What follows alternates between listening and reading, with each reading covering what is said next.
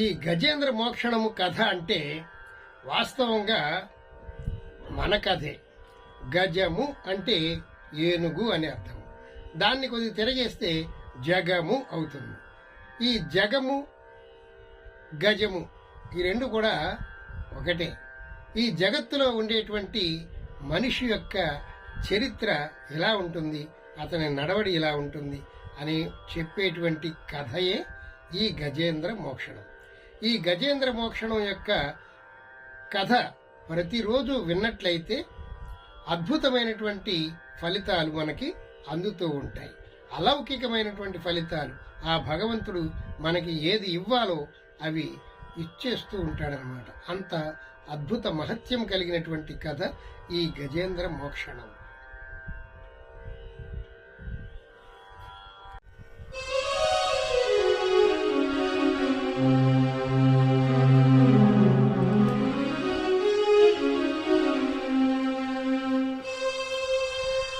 ఒక పరి జగములు వెలినిడి ఒక పరి లోనకి గొనుచు ఉభయము తానై,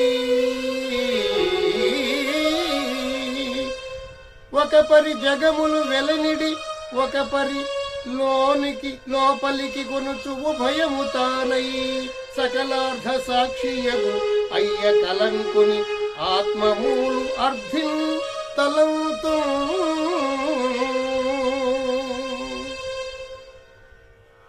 తన మాయ చేత ఈ లోకాలన్నిటినీ ఒక్కసారిగా ఆయన నాశనం చేస్తూ మళ్ళీ ఒక్కసారిగా ఆయన క్రమంగా సృష్టిస్తూ ఇలా సృష్టిస్తూ లయం చేస్తూ ఉన్నటువంటి ఆ మూల స్వరూపుడు ఎవడు, నిర్మలుడు ఎవరు, సర్వాంతర్యామి ఎవరు, ఆ ఈశ్వరుని నేను ప్రార్థిస్తూ ఉన్నాను.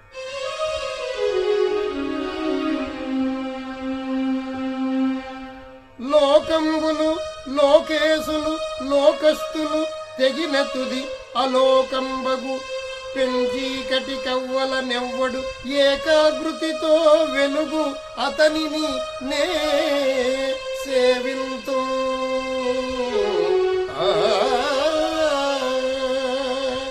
లోకంబులు లోకేశులు లోకస్తులు తెగిన తుది అలోకంబగు.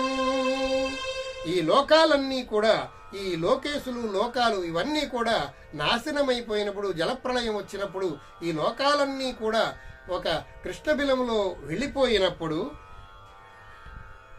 పెంజీకటి కవ్వల ఎవ్వడు ఏకాకృతి నిలుగుచుండు. ఆ కృష్ణబిలం అనేటువంటిది ఒకటి ఉంది కదా, మన సైంటిస్టులు ఈ మధ్యనే కనుక్కున్నారు. ఆ కృష్ణబిలంలోకి ఈ కొంతకాలానికి ఈ మండలాలు, సూర్యమండలం ఇవన్నీ కూడా ఆ కృష్ణబిలంలోకి వెళ్ళిపోతూ ఉంటాయట.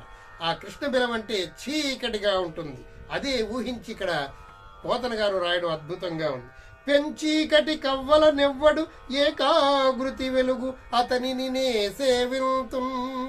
ఆ కృష్ణబిలం అనేటువంటిది పెను చీకట్లోకి ఈ లోకాలన్నీ వెళ్ళిపోయినప్పుడు మళ్ళీ ఈ లోకాలన్నింటినీ మళ్ళీ సృష్టించేది ఎవ్వరో అతనినే నేను ధ్యానిస్తూ ఉన్నాను, ప్రార్థిస్తూ ఉన్నాను. ఓ ఈశ్వర, ఇంతవరకు ధైర్యంగా పోరాడాను, నా బలం నశించిపోయింది, ఈ ముసలితో నేను పోరాడలేకపోతున్నాను, బాగా అలిసిపోయాను, నీవే నన్ను రక్షించాలి అని పరిపరి విధాలుగా ఆ ఏనుగు వేడుకుంటూ ఉన్నదట. ఎంతో ఆర్తితో పిలుస్తూ ఉంది ఈ ముసలి. అలా గట్టిగా దాని యొక్క ఏనుగు యొక్క కాలుని కరకర నవ్వులుతూ ఉంది, గట్టిగా లాగుతోంది. ఎట్టి పరిస్థితుల్లోనూ దాని యొక్క పట్టును బట్టి విడిపించుకోలేకపోతుంది. ఈ ఏనుగు చాలా దీనంగా ఉంది, ఏం చేయాలో తెలియట్లేదు, దీని శక్తి సరిపోవట్లేదు. కలడందురు దీనుల ఎడ కలడందురు పరమయోగి గణముల పాలం. కలడందురు దీనుల ఎడ కలడందురు పరమయోగి గణముల పాలం. కలడందురు అన్ని దిశలో కలడు కలండనడివాడు కలడో లేడో.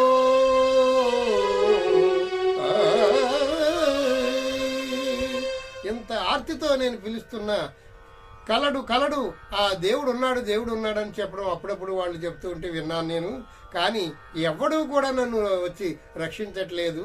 కలడనేటువంటి వాడు ఉన్నాడు అనేటువంటి వాడు ఉన్నాడో లేడో అని ఇలా దీనంగా ప్రార్థిస్తోంది ఆ ఏనుగు.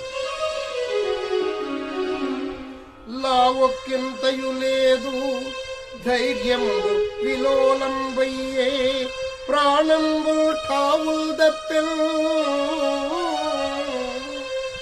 లావొక్కింతయు లేదు, ఏమాత్రం నా దగ్గర శక్తి లేదు, నేను బలహీనం అయిపోయాను. ధైర్యంబు విలోలంబయ్యే, నా ధైర్యం సడలిపోయింది. ఈ ముసలి బారి నుండి నేను తప్పించుకోగలను అనేటువంటి ధైర్యం నాకు లేదు. ప్రాణంబుల్ ఠావుల్ దప్పెల్,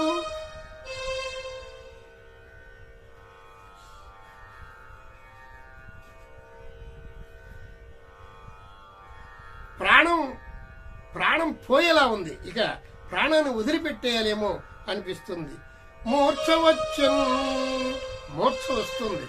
తనువు డస్యన్, ఈ తనువు ఈ శరీరం అలిసిపోయింది. శ్రమం బయ్యడం, ఎంత శ్రమ పడుతున్నా ఈ ముసలి బారి నుండి నేను తప్పించుకోలేకపోతున్నాను. నీవే తప్ప ఇతఃపరం బెరుంగా, నీవే తప్ప ఇతఃపరం బెరుంగా మన్నింపదగు దీనుని రావే ఈశ్వర కావవే వరదా సంరక్షింపు భద్రాత్మక.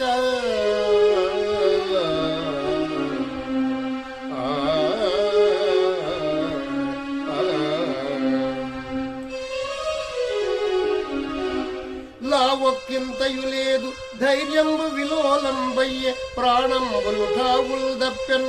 మూర్ఛ వచ్చన్ తనువును డస్యన్ శ్రమం బయ్యడిన్. నీవే తప్ప ఇతఃపరం బెరుంగ మన్నింపదగు దీను రావే ఈశ్వర కావవే వరద సంరక్షింపు భద్రాత్మక.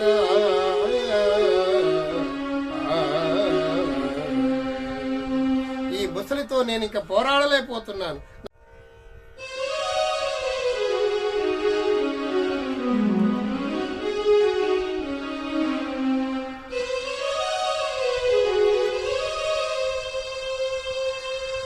ఈ ఏనుగు కథ ఏనుగుకు సంబంధించింది కాదు, ఈ మన కథే అని మనం తెలుసుకోవడం చాలా అవసరం.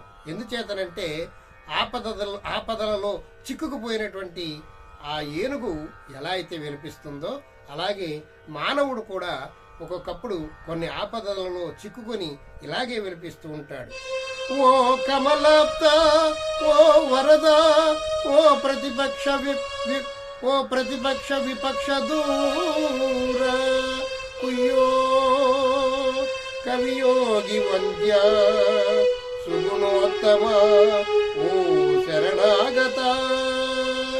శరణాగత మరణోక, ఓ మునీశ్వర, ఓ మనోహర, ఓ విమల ప్రభావ రావే కరుణింపవే తలపవే శరణార్థుని నన్ను కావవే.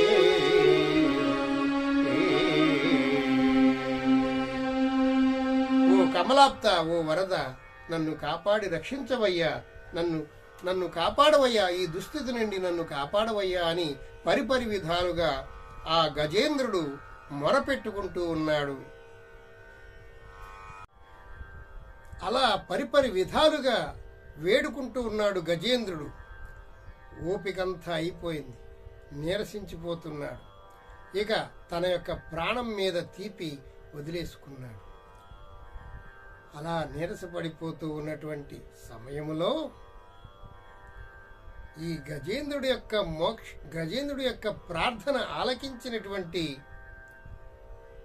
శ్రీ మహావిష్ణువు ఇలా వస్తున్నట్ట.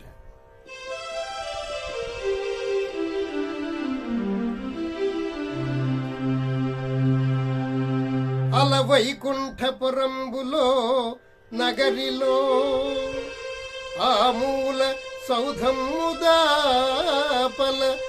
మందారవనాంతరామృత సర ప్రాంతేందు కాంతోపల ఉత్పల పర్యంకరమా వినోదియగు ఆపన్న ప్రసన్నుండు విహ్వల నాగేంద్రము పాహి పాహి అన కుయ్యాలించి సంరంభియై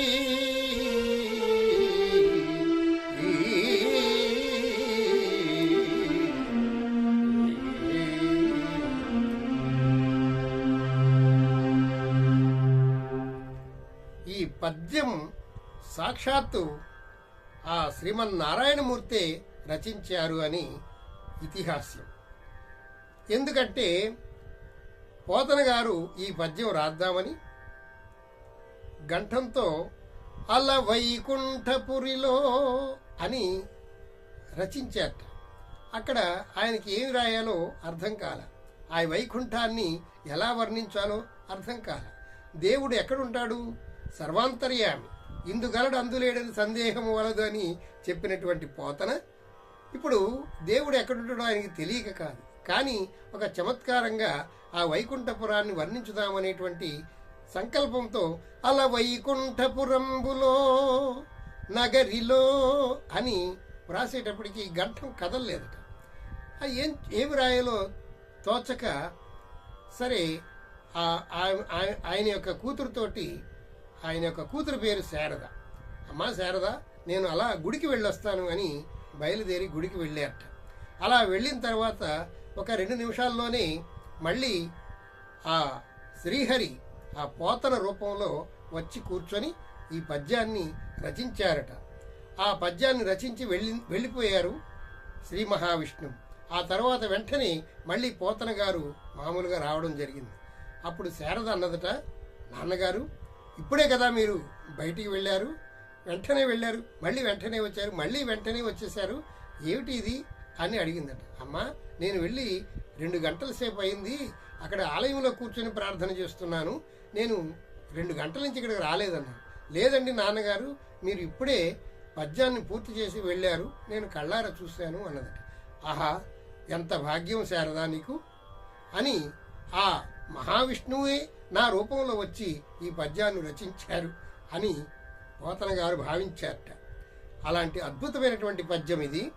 అల వైకుంఠపురి పురంబులో నగరిలో ఆమూల సౌధముదాపల మందార వనాంతరామృత సరః ప్రాంతేందు కాంతోపల ఉత్పల పర్యంకరము ఆ వినోదియగు ఆపన్న ప్రసన్నుండు విహ్వల నాగేంద్రము పాహి పాహి అన కుయ్యాలించి సంరంభియై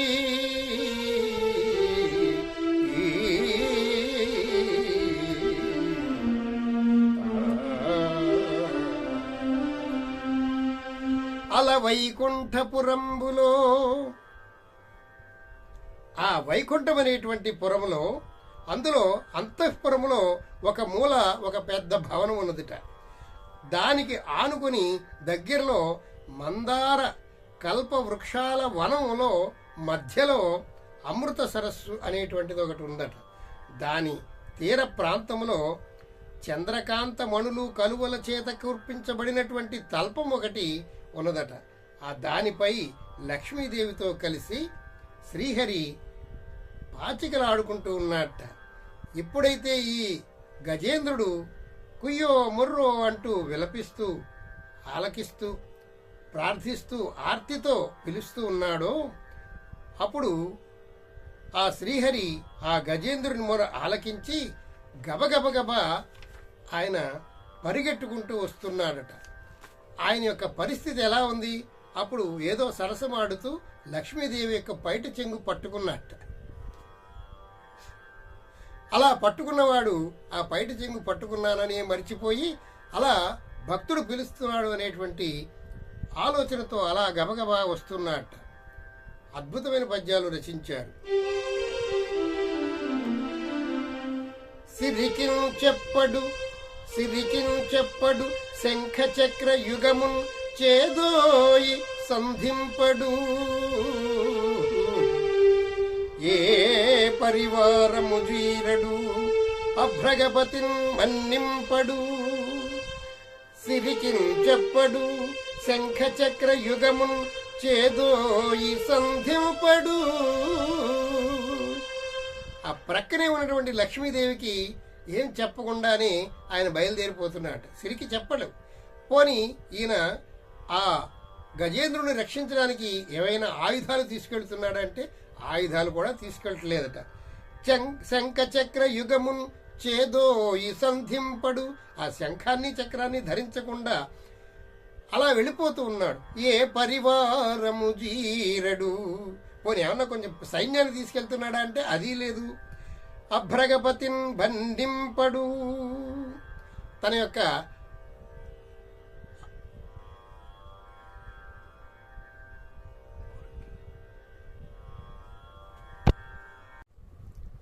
ఈ వీడియో మీకు నచ్చినట్లయితే మా పురాణామృతం ఛానల్ని సబ్స్క్రైబ్ చేసుకోండి, లైక్ చేయండి, షేర్ చేయండి.